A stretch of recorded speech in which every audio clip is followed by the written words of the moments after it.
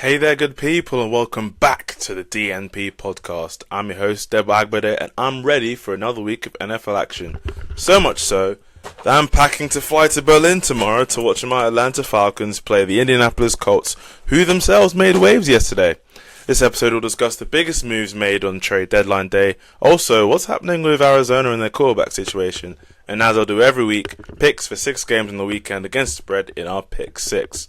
This pod is available on Spotify, YouTube, and Apple Podcasts, so like, rate, subscribe, and all that good stuff so you can stay up to date with each upload.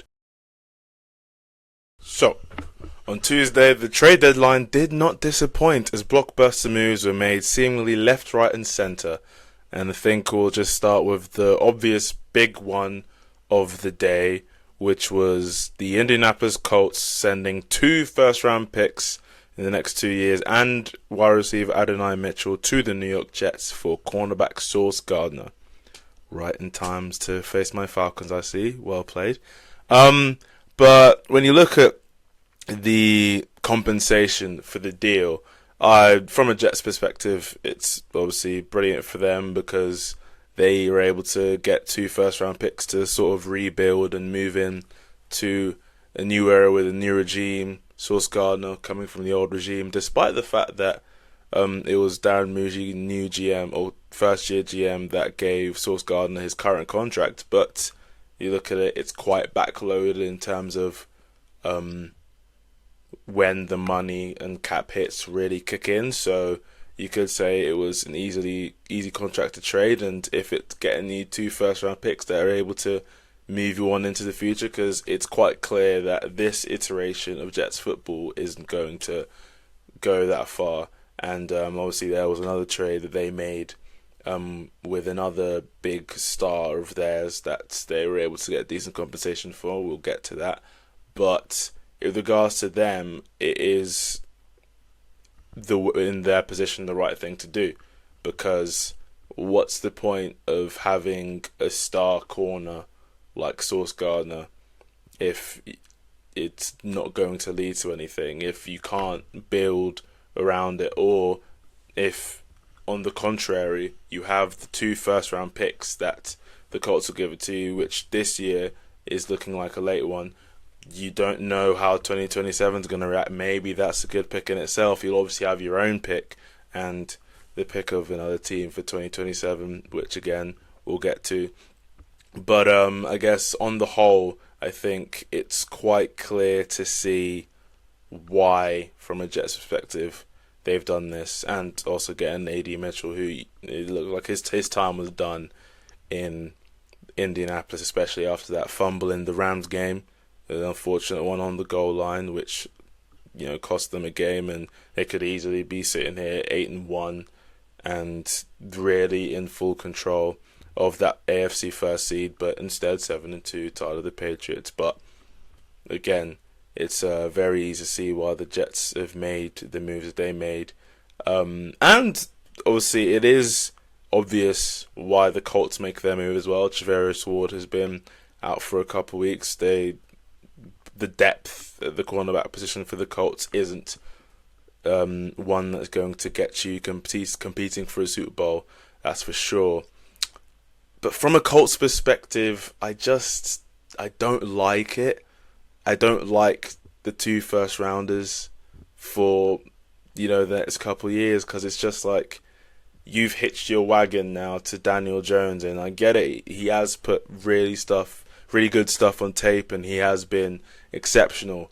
But I just don't feel committing to Daniel Jones after 9 games when you have the many years of inconsistent Daniel Jones play with the Giants to say that, okay, let's put all our chips on the table, in the middle of the poker table. Let's do everything we can to make sure that this is the year, because I think it's one that could quite easily blow up in the face of the Colts when we're looking at 2027 and the clocks turn midnight and Daniel Jones is a pumpkin again.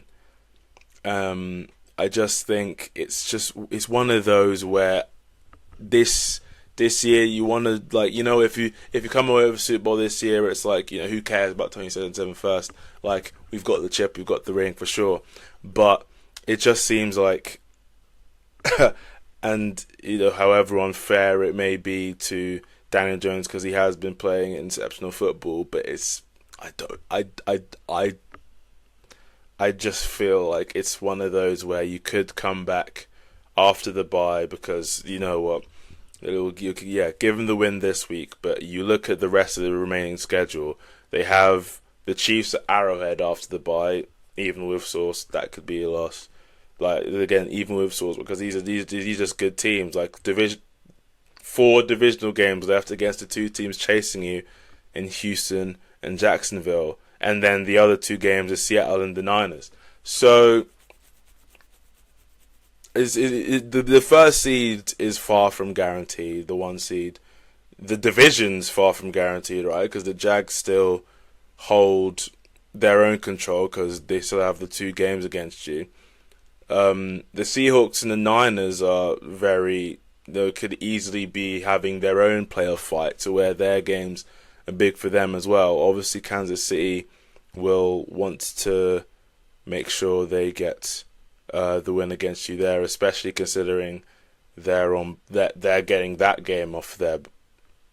Getting that game off their bye. No, they wouldn't have that game off their bye. But still, it is the Kansas City Chiefs at Arrowhead, and in their position at 5-4, they will need those wins.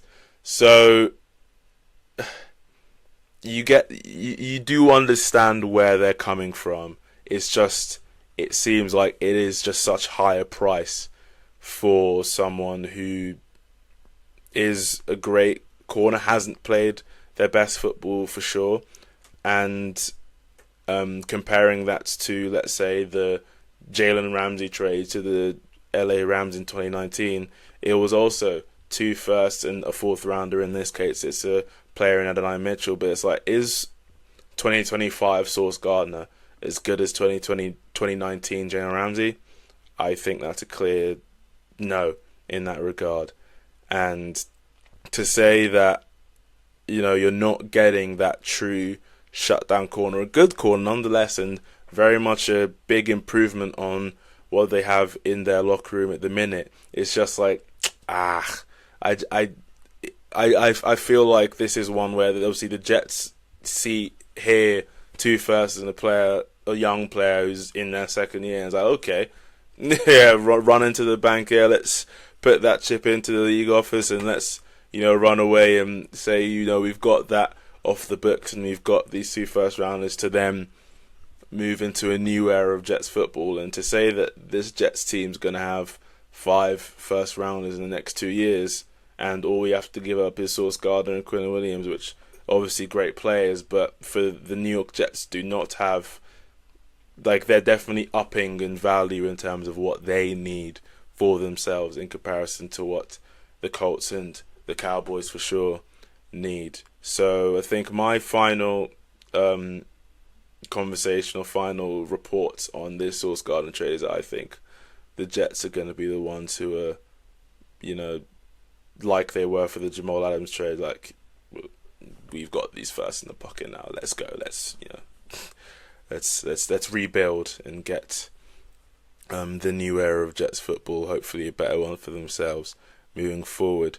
Even next up, moving to Quinnen Williams, who remaining on that Jets topic, just what are the Cowboys doing?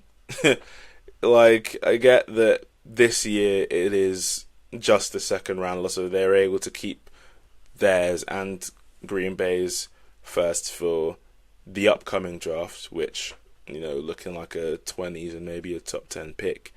But what's the rush? It just seems that Quinnen Williams for this year isn't going to fix the issues they have in the back end. It's not exactly going to fix the issues you have with the coordinator who's not being able to keep you guys not stopping the run and getting gashed in that manner.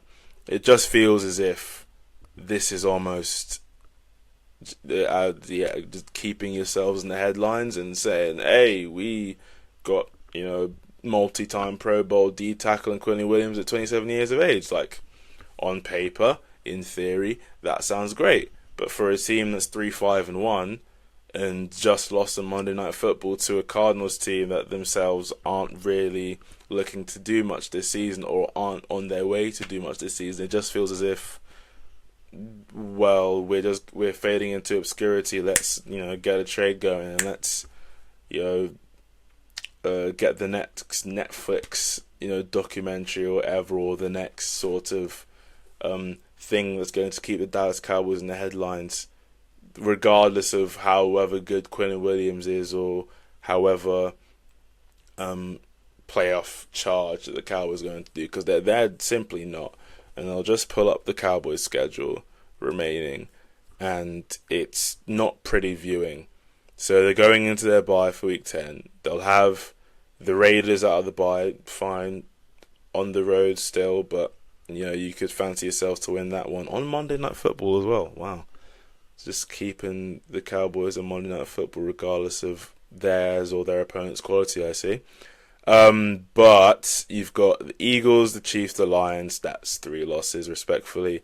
The Vikings, who had a big win last week, they're capable of getting the win there. The Vikings, not the Cowboys. Chargers, Commanders, Giants. Like, to be fair, the Commanders on Christmas Day, tough without Jalen. That's going to be tough viewing for us in the UK at 6 p.m. because that's the regular time where we will still be rightfully awake. But going back into this trade, it just seems that from a Cowboys perspective, it is just views or clicks or hits rather than getting Quinnen Williams. And if you're, as I was saying, the New York Jets, thank you very much. I'll have that. And the fact that even in 2027, which is when the Jets get the first round pick and have the first round where they have 3 picks, it's not just that they got the Dallas Cowboys pick, because with Dak Prescott, with a good their 2 first rounders in 26, you could say, okay, the Cowboys got themselves back into a decent sliding for 27 and have like a 10-win season into the playoffs. And we kept our pick, and the Packers one's actually the good one because Jordan Love got hurt or whatever catastrophe happened in Green Bay that would leave them to have a worse season than the Cowboys. The Jets future-proof themselves and say, no, we'll just have the better of whatever one is. But the 2027 first is whichever's higher out of Dallas's pick or Green Bay's pick.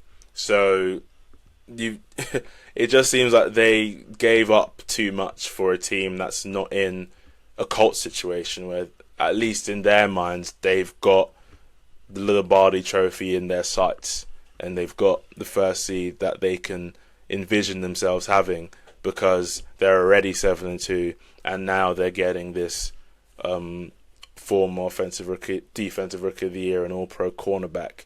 Whereas, all Pro Bowl level, all-pro D-tackle, but considering it's a vast majority of what they got in the Micah trade, look, one of the first, like 50%, and then their own second-round pick.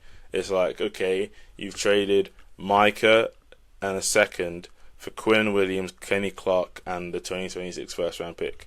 Now, would you say, in that consideration, putting it that way, that is a value deal for the Dallas Cowboys?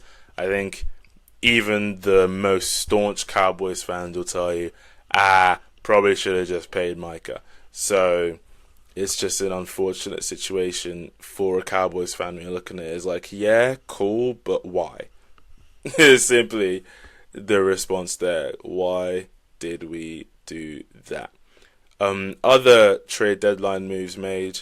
Jacoby Myers to the Jaguars. That's for a 4th and a 6th rounder. Obviously, he was desperate to leave the Raiders, desperate to get a deal done.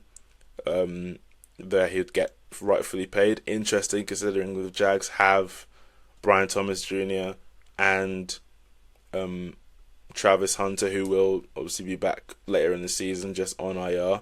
So you wonder whether the Jags will make a decision to pay Jacoby Myers. Obviously, they have their own playoff race to be done, and with Jacoby Myers' contract expiring, it's a price for a rental, 4th and a 6th. So it's in considering the position that they're in, it's a fine move for both sides. The Raiders have young receivers that they'll want to give opportunity as well. You look at Jack Best, you look at Dante Thornton Jr., who they drafted this year. So I'd imagine that is just a win-win, low cost really for both sides. So if you're a Brock Bowers owner in fantasy, you expect even more targets than he already does. There's also Draymond Jones to the Ravens for a conditional fifth. They was traded away to the Chargers for Gilman, so there was a little bit of a hole on the defensive line and outside backer position. So that's one filled right there. Someone who's done good work with the Seattle Seahawks. So the Ravens, who still backing them to make a push to the playoffs and win the AFC North, even if the Steelers beat the Colts, is Ravens are just a better team. Steelers are too inconsistent. So yeah. But in regards to the trade deadline, blockbuster moves to be made. But if I'm being honest, the biggest winners, which obviously at 1-7 they haven't won much, but the biggest winners of this trade deadline and this sort of period in general is very much been the New York Jets. Alright, so interesting things are developing in Arizona. As the Cardinals have seemingly announced Jacoby Brissett to be their starting quarterback, so that leaves the question, what's going to happen with Kyler Murray after this season? Because even before the year, you were thinking, okay, if this wasn't going to be a playoff season for the Arizona Cardinals, they're in year 7 of having Kyler Murray now, and there's only been one playoff run to show for it. They even start the year blazing hot, 7-0, looking unstoppable. They crash and burn. They finish 4-4, even 4-5 to end the year actually, because it was the last 16 game season. So they finish 11-5, so go 4-5 to finish, and then crash out in the wildcard round to division rival Rams, who go on to win the Super Bowl themselves. So in a situation where you've only had one playoff run in 7, and you've obviously committed yourselves to Kyler Murray, but is it working? Are we making Jacoby Brissett the starting quarterback to kind of start the post Kyler Murray Cardinals era? It's starting to seem that way, because even in the reports leading up to the Cowboys game, where it is announcing that, okay, Jacoby Brissett is going to be a starter, but Kyler Murray could still play a role. And you think to yourself, if he's able to play a role, surely he's able to start, or fit enough to start healthy to the point where you're putting him out on the field. Because, you see with Jaden Daniels against the Seahawks on Sunday night, and you're like, this is a dangerous sport. So you're going to put him out there. It's because you're confident that he is healthy enough to be out there and protect himself. Because, the dangers can play and happen in every play. So if you're reporting or you're giving Adam Schefter the news that he can still play a role, and surely he's fit enough to start, but you've very much made it clear that Jacoby Brissett is still starting. So that was kind of like a antenna, like bing, bing, bing, bing, bing, alarm bells, like, okay, something's not right with Kyler and the Cardinals. And even over the years, you've always had those sorts of inklings of the fact that he's not very well liked, or not very much, taking on, I say take on the lead role, because I'm not in that locker room, I can't speak too much on it.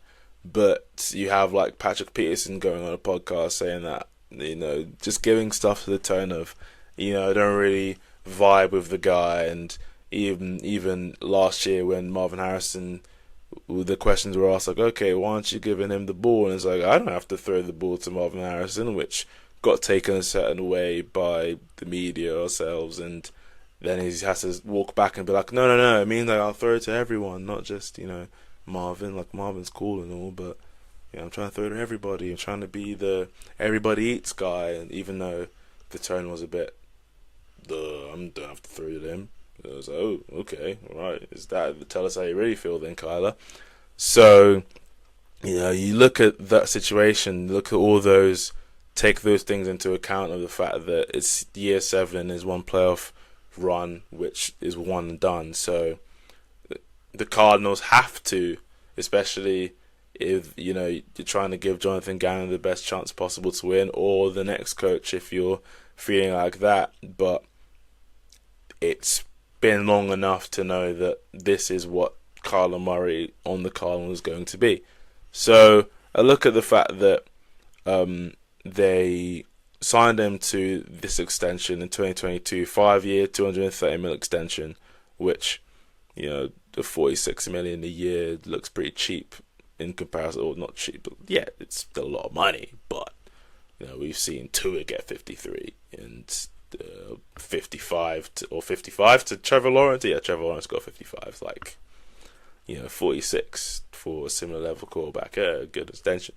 But, in terms of having him on the field, it's a case of, okay, you can trade him post June 1 for the upcoming season and save $42 million on the 26 cap.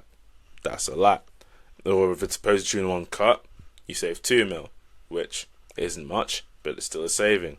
And when you're considering the fact that you will have a decent pick in this upcoming draft, seemingly, and it's obviously a quite quarterback-rich draft coming up in this year, you would say, okay, we've got an opportunity here to just kind of cut the slate clean, move on. There will be teams around the league that will see it as, okay, just give this guy a fresh start and he can, make noise for us. You look at Pittsburgh, who themselves did it with Aaron Rodgers in terms of, it was ended poorly in New York, but we're the Pittsburgh Steelers. We've got the culture of being able to make a win out of it, and in their view, they're doing all right with it. So you could have someone who's much younger, and if Aaron Rodgers were to retire at the end of this season, and he did say before the season that this could be my last year or this will be my last year, could obviously be convinced otherwise, like he learned under Brett Favre. He could be playing 3 more years, who knows? But in that situation where he doesn't, that Kyler Murray could easily be someone who the Steelers again trade for at a cut price when it comes to draft capital, and he could easily be their franchise quarterback for 2, 3, 4 years if things go well.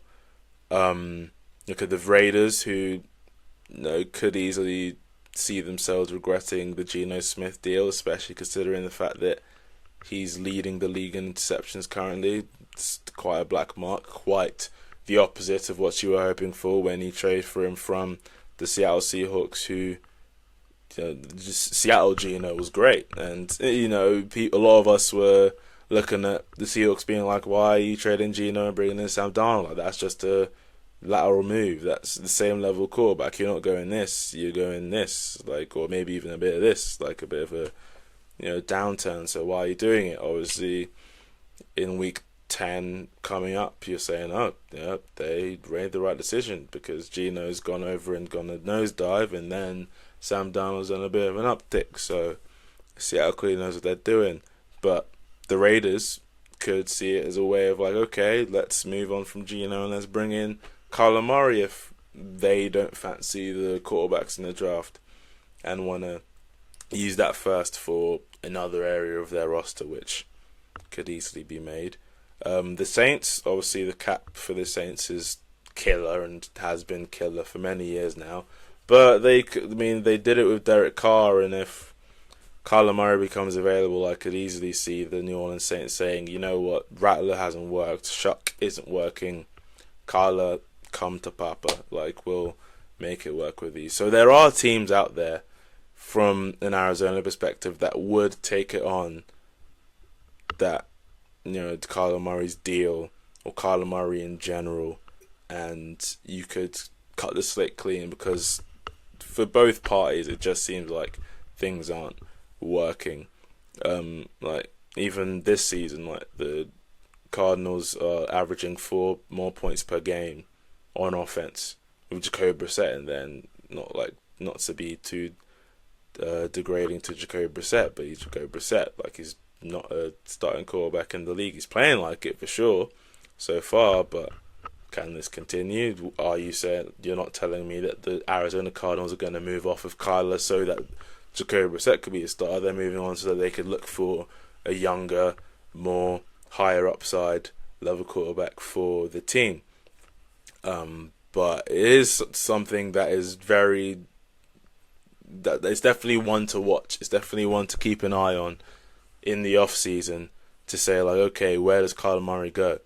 Because unless the Cardinals can make a miracle run to the playoffs and in their division where everyone's 5 wins or more, it's looking very likely that the Arizona Cardinals will have a new quarterback going into 2026.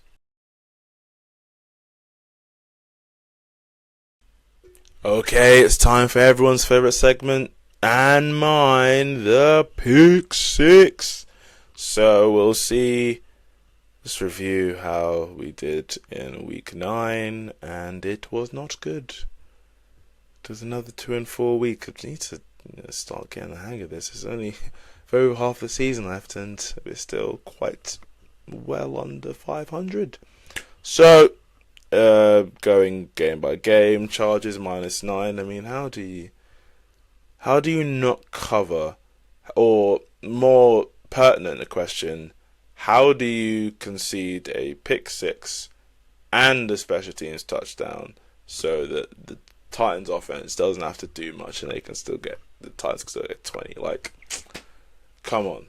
And obviously losing Joe Alt makes that a really bad game for the Chargers, but yeah, you still cover the -9. It's the bloody Titans. Anyway, Seahawks -3 at Commanders, very nice. That was a complete beatdown from bell to bell, from whistle to whistle. Bears at Bengals, that was techie for a bit, -2.5, because they're up 14 with like a minute and a half left, and they almost lost the game, if not for Colston Loveland pulling off a miracle and breaking tackles and taking it to the house 58 yards. Thank you, Colston, very much appreciated, saving me from looking much worse than I already do, to be honest. Texans -1.5 versus Broncos. I mean, dirty hit to CJ Stroud. That's all I have to say about that. Colts -3 at Steelers. The 6 or 7 turnovers? That's not on purpose. That was a genuine question. Like, did they 6 or 7 turnovers? Anyway, moving on. Chiefs -1.5 at the Bills. Bills beat them in the regular season. The Chiefs beat them in the playoffs. I guess that is just a cardinal rule, because whatever happens, it just seems like that's going to be the way. Look, we'll see what happens in the playoffs this year if that changes, but I mean, Jesus, it just seems like the Bills just have their number in a regular season. However, whatever the matter, 6-0 weekend coming, let me tell you. So, we'll go back to first pick for week 10, the Bears -3.5 at home to the Giants. Yeah, the Giants just seem like on a downward spiral since that Broncos loss. It's a tough one to take, considering the fact that they were 19-0 up going into it. But the Bears, they're looking in good spirits. They're feeling in good spirits. You got Caleb slinging that rock, feeling bad. It does it against bad defenses, and so far this season, the Giants have been playing like a bad defense, despite the talent they have on their defensive front. So that -3.5 feels good. Feel like they can beat them by, more than one score, more than a field goal, and I get that Bears one cashing in, having me sorting me out 2 weeks in a row. Chicago, do it for your boy, do it for Chi-Town first, obviously, but do it for me, please. Bills -9 versus the Dolphins. Second up, Dolphin season's done. Bills need to actually catch up to the Patriots, because that division's very much in the mix there, and they're obviously chasing New England, so they need to pick up wins like the Dolphins on the road. Just checks notes just to be sure. I do believe, because that Thursday night was in Buffalo. Yeah, on the road in Miami, but when you've got a team that's down on their luck, you serious ones beat them, and beat them convincingly, and that's what the Bills do. They travel well, so I do expect the Bills to get the win there by -9. I'm covering, please. Pats plus 2.5 against the Buccaneers. I mean, the Pats are just. It seems like there's even some sort of magic, something in the air that keeps them winning these games, because how they're able to, the momentum was on the Falcons' side. Like, I was gonna say it, Drake London had a hat trick, bloody hell. But the minute a guy misses an extra point, on the same day someone else goes and breaks the record for longest field goal in NFL history. When your luck's in, and I do think that was one of, if not Drake May's worst game of the season in terms of the turnovers and just seeming a little out of his space. It feels like the Buccaneers defense is one where he can get right against, and on the road, like, he'll be looking to make sure that he stays within the MVP conversation. So the plus 2.5 does feel good in my opinion. Lions minus 8.5 at the Commanders. Jaden's done for the year. Lions just coming off a tough home divisional loss to the Minnesota Vikings off the bye. Lions, they do well to respond against coming off of losses, and the Commanders look dead on their feet. And with Marcus Mariota there, it just seems like this is, well, a lion in the jungle hunting their prey. So that's what I expect to happen on Sunday. Next, Panthers minus 5 versus the Saints. I mean, talk about high spirits. The Panthers, Jesus Christ, going to Lambeau Field and getting the dub. Thank goodness I didn't pick that, but we'll see why I don't trust the Packers. But minus 5, Rico Dowdle taking ownership of the RB1. Bryce Young making the plays when they're needed, because his general play throughout the game isn't that great. But it seems like whenever the fourth quarter comes in, you need to make that game-winning drive. Bryce is able to do that, so you give him credit for that. To go up against the Saints and potentially go 6-4 as the Panthers, who had 5 wins last year. So you're already beating your season total in week 10 with many more games to go. Like, damn, okay, fair play, Carolina, you do your thing, and I expect you to cover the 5 points against the Saints, especially at home. If you want to be a team that's making a run for the playoffs, Saints at home, that is one you have to get. So go do it. And last up, Eagles plus 2.5 at the Packers. Packers are 3-5 against the spread this season. Period.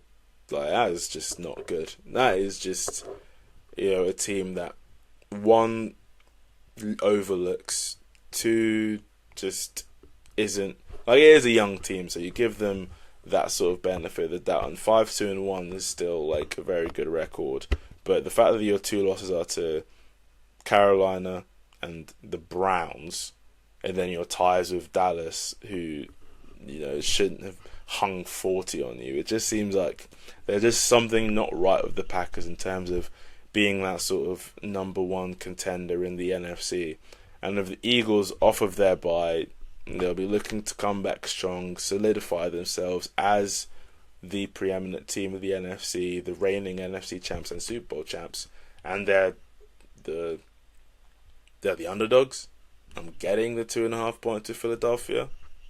Don't mind if I do. So that's my pick 6, and that's the episode 13 of the DNP podcast. Thank you for tuning in.